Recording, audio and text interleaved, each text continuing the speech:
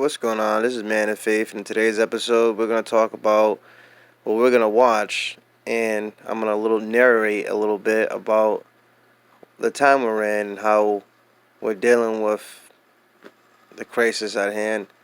Uh, we're going to hear from a physics professor from New York University on what he thinks of what's going on in today's world. The earthquakes seem to be wild. We got wildfires. A lot of things have been going on, and we're just going to take a look at what's going on at the moment.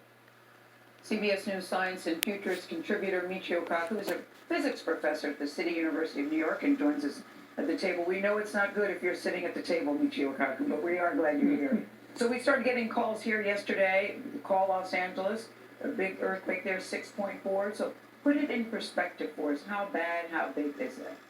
Well, it's big enough to cause tremendous damage. The Northridge earthquake was at 6.7, just a little bit higher in magnitude, but it hit a populated area. The good news is this took place in a relatively unpopulated area of the Mojave Desert. Sheesh. About 100 miles away Look at the carnage from there. the main San Andreas This Fault. destruction. That's the good news. The bad news, however, is that the probability of a big one hasn't changed at all. You said we're long overdue? Long overdue. We're playing Russian roulette with Mother Nature. You realize that the last big earthquake to hit the LA segment of the San Andreas Fault was, get this, 1680. That's over 300 years ago. But the cycle time for breaks and earthquakes on the San Andreas Fault is 130 years. So we are way overdue. In any given year, the probability of the big one is 3% in any given year. Think about that. Wow. We're talking about earthquakes. So here's a question for you. How good are we at predicting whether this earthquake is going to come tomorrow or the next day or the day after?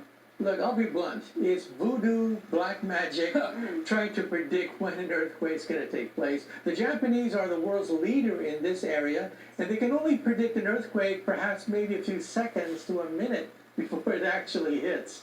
So we are children when it comes to understanding earthquake prediction. All we know are probabilities. In 30 years' time, 30 years, the probability of the big one is about 100%.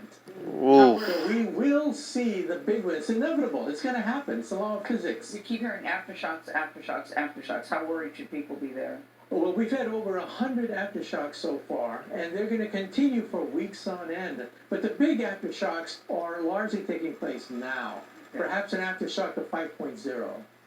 So the safest way to deal with this is what? To move? Move out of LA. 100% chance in the next 30 years? Get on the web, learn about things you can do for the family. Talk to your family, talk to your kids, loved ones on what to do. Stock up on food, water in case of an emergency. Go have an escape route.